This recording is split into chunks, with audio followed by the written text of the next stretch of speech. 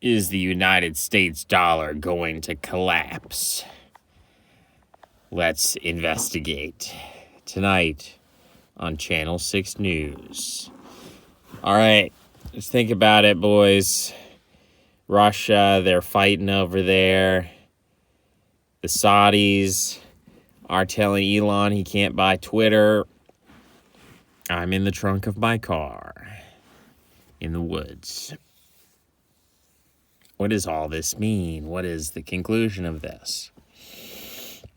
So if the United States loses this proxy war, and if Russia wins, and if Russia conquers eastern Ukraine and connects Crimea to the Donbass, maybe goes as far as Odessa, Transnistria, who knows? But they conquer half of Ukraine, and they basically say, we've obliterated the Ukrainian army.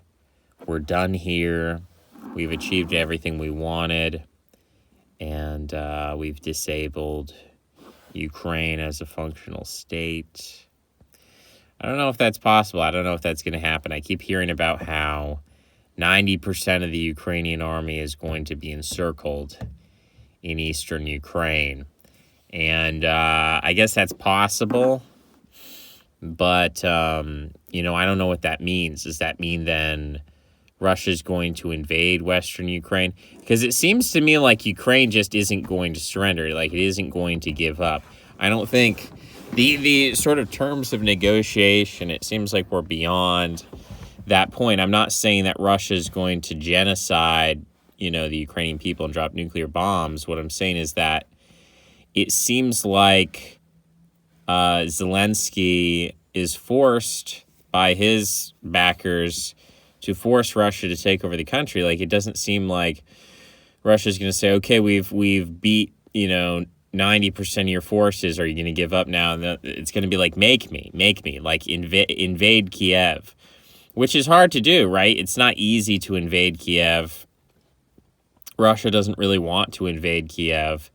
But Zelensky might say that. He might just say, well, we're not, he actually put out something that said that the United States should declare Russia a state sponsor of terrorism, which when you say you're fighting against terrorists, you don't say, okay, well, the terrorists won 90%, so now we'll surrender. You say, okay, we don't negotiate with terrorists, right? That is part of this term that's been invented in the 20th century, terrorist, right?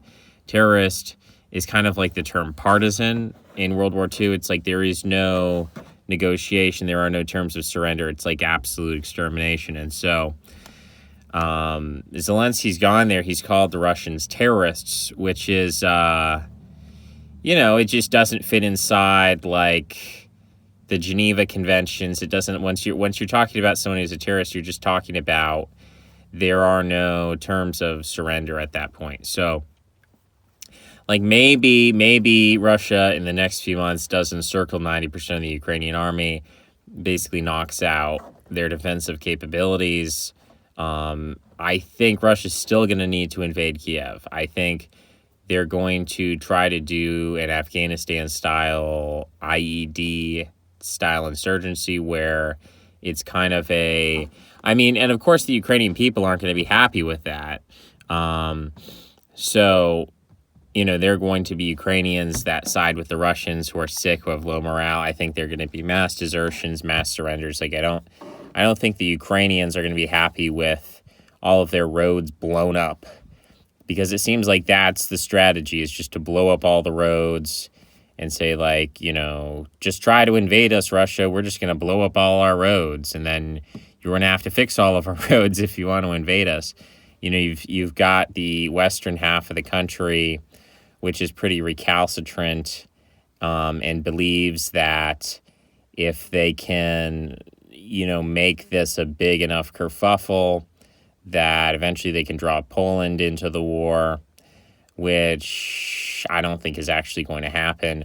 It's funny because usually Poland's on the other side of this sort of thing. Usually Poland is the one who's like waiting for people to save it. They're like, hey, we just got invaded by Russia. Would you please come save us? Usually Poland's in that position, but now the shoe's on the other foot. Now Ukraine's like, hey, Poland, help out. And Poland's like, absolutely, we are 100% not going to do that. But we morally support you 100%. We'll give you a bunch of equipment that, your diminished, forces with zero training, they can use it. So it's an interesting situation. Of course, Russia's a mess. You look at the Russians and they're completely incompetent. Like, probably pound for pound the worst army, worst military in the world, in the sense that, Russia puts a huge amount of spending into its military, puts a huge amount of pride into its military, huge amount of, they're basically, excuse me, there are two things that Russia has. Number one, Russia has energy. It has has hydrocarbons. Number two, Russia has a military. Those are like the two things that Russia has. One of those, pretty hard, like you either have natural resources or you don't. Like it's not, you have to extract it, but the technologies for extraction are kind of straightforward and self-funding. So it's kind of hard to mess that up. Like Saudi Arabia extracts oil, right? So, oil is extracted, natural gas is extracted. But like the military thing is the only other thing Russia has. And I know there's a lot of excuses being made for Russia. I know people are saying, well, the Russians are trying to lower civilian casualties. The Russians are trying to be very nice and they're trying to be slow. They're actually trying to trick everybody and pretend that they're really weak. It's like a Sun Tzu style tactic. And then all of a sudden they're going to unleash, all of their troops at once. And this is this is all part of the plan. I don't buy that. I think I think the Ukrainian military is very incompetent. I think the Russian military is probably equally incompetent. Like, I don't view, like, the Russian leadership and the Ukrainian leadership are extremely corrupt. It's not based on meritocracy. People talk about the West being incompetent and whatnot, and that's fair. But if you think the West is corrupt and bad and incompetent, then, look at Eastern Europe, look at Ukraine, look at Russia. These people are extremely incompetent. If you want an example of a military that's very competent, I would look toward, historically, I don't know what the current state of the German military is. I think the German military is mostly focused on hunting down Nazis right now. I think the German military's job is mostly to recruit German patriots and then to hack their phones and find images of Iron Crosses and then to, kick those people out of the military. So I think that's like the number one job of the German military right now. But, I think the French military would be more competent. I think the English military, I think the American military proved, at least in the Gulf War, it's capable of doing these shock and awe tactics across the world. Whereas this is Russia's doorstep, right? So, if we can take out Saddam Hussein, but Russia can't take out Zelensky, I don't know. It seems like a problem. Seems like an issue. Seems like a big, I'm just not impressed. I don't see anything that's very impressive to me here. But let's say Russia does win. I don't know that they do. Because if Russia doesn't win, what does that mean? That means that Russia has an endless conflict. Because I don't think Putin can afford to just say, okay, we're giving up and going home. I think it would just be an endless conflict, right? I think that's the worst case scenario for Russia. The best case scenario is Russia goes in, wins, and that's the end of it. And so the worst case scenario is this drags on for years and years, which it already has.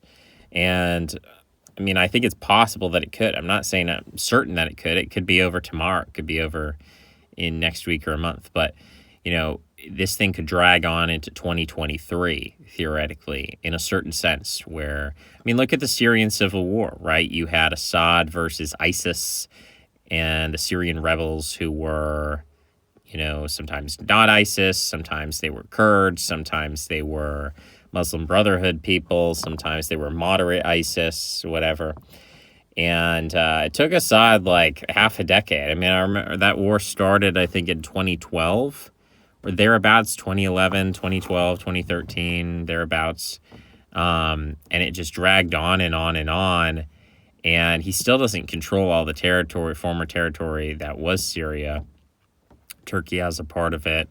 The Kurds have a part of it. I think ISIS is pretty much defeated. The Syrian rebels have their own little piece of the pie that I think have been kind of taken over by the Turks. But in any case, like it wasn't until like 2019, 2020. So it took them like 7 or 8 years or something to end that war. So I think it's possible with this war in Ukraine that it could last until like, 2030. Not saying that will, but it's just like if the Russians continue to be incompetent, if they continue to say, well, we're not agreeing to any peace terms that don't include the security of the Donbass. We're not agreeing to any peace terms that don't agree to recognizing Crimea. We're not agreeing to any peace terms that don't force the demilitarization of Ukraine, et cetera, the dismantlement of the Azov battalion. Like all these demands that Russia has, and then Zelensky is just going to say, well, no, I don't agree to any of those demands. My demands are that you leave Crimea and you leave the Donbass. So, at that point, they're just going to be, Ukraine is going to be endlessly funded and fueled and supplied with equipment. And Russia is going to continue to slowly bomb things. Basically, Russia is going to be bombing Ukrainian equipment. Ukraine gets new equipment from the West. Russia bombs more of it. There's not really a huge number of casualties, right? In terms of war, right? Maybe thousands of people are dying every year, but it's not like Ukraine is going to run out of humans and that Russia is going to run out of humans. So, I mean, I guess technically if you capture every able-bodied man in Ukraine, then technically the Ukrainians couldn't field an army. Yeah, I mean, it's an interesting situation. Maybe it can't last as long as 8 years. I don't know. But, that would be the best situation for the West. That would be the best for the United States dollar to say, look, Russia, you tried to go against our will. Look where you ended up. You're now stuck in Ukraine for 8 years. That'd be the best situation. The worst situation, if Russia can take, if it can force a surrender in the next month by May, then the United States dollar is going to look very weak because it just shows that America's ability to, exercise its will essentially is diminished. And other countries are going to look at that and they're going to say Russia was made out to be this adversary. See, if Biden had simply looked the other way, if Biden had simply says we morally condemn this invasion and, we're escalating sanctions and had ramped the sanctions up a little bit, nothing too extreme, not saying Putin must go, not saying we're going to supply the Ukrainians with more arms necessarily, not just taking much less drastic steps. If you had just been kind of we're going to morally protest this, but not try to do this thing where you go around the world and you ask every country to sanction Russia, because that was a waste of time. That wasn't going to happen. And it makes the United States look weak to do that. So if instead of asking all these countries to sanction Russia, if Biden had just said, we're sanctioning Russia and we call upon the world to sanction Russia and just left it at that, then you could have gotten away with people who would have been I guess the United States didn't care. But at this point, the United States is caring a lot. And so it does make the United States look weak if Russia wins. And that has implications for the dollar and the economic situation. looks bad because there's inflation. Inflation means the weakening of the dollar.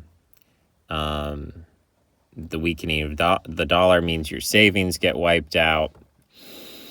What are you going to do about that? I don't know. You could, I think here's what my advice would be to people.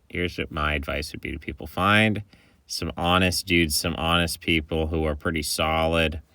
The type of people, the good old salt of the earth types, people who are not kind of like wishy-washy, people who just they're pretty, like, maybe they have a wife, maybe they have kids, maybe they're settled in a certain area, they're settled into a certain pattern of life, a certain frame of life. Find somebody like that, and see if you can work together with somebody like that. I think buying properties that need fixing, like, find somebody who's handy, like a handyman type guy, and within 15 minutes of that person, within like a 5-mile radius, find a house for sale that's like cheap and needs fixing, and then you fix it up together, and then you sell it and you make a profit. I think that's a good idea, but you have to look at the metadata. I think the metadata, it's like, so when you're looking to buy stocks, you can say, wow, this company looks awesome. Like, I was looking at NIO, which I bought. I bought this Chinese car company, NIO, and all these target prices are like, NIO's going to go up 200%, man. It's going to be to the moon, man. But then you look at Zacks, the Zacks rating says it's like a sell. So, what really is NIO? I don't know. You can study the details and the storyline and everything. Try to look at the fundamentals. But at the end of the day, all these details, you could still be wrong. Like, you can always be wrong about these details of any investment. But look at the meta details. Look at, like, are you dealing with salt of the earth, honest, stable, solid people? Generally, the older, the better. If you're able to go into an investment project with a 70-year-old man, that's pretty solid, okay? The older, the better. You should be you should be going to a senior citizen center, and you should be saying, hey, want to invest in a house together? That's what you should be doing, basically, in my opinion. Because I don't know about the stock market. I believe the S&P could drop to 350. I'm looking at the SPY, so I'm saying it's about 450 right now. It could drop down to 350. That's my prediction / fear. I think it's possible. Maybe not this summer, but within the next 3 years. It just seems like if you look back at the year 2000 to 2003, it was 3 years of decline. If you look from 2007 to 2009-ish, it was like a year or two of decline. If you look at trying to think of back further.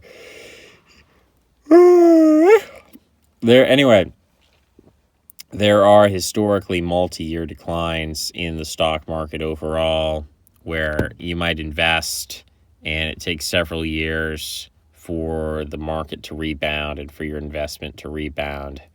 And that is very disturbing and it's very scary, but that can happen.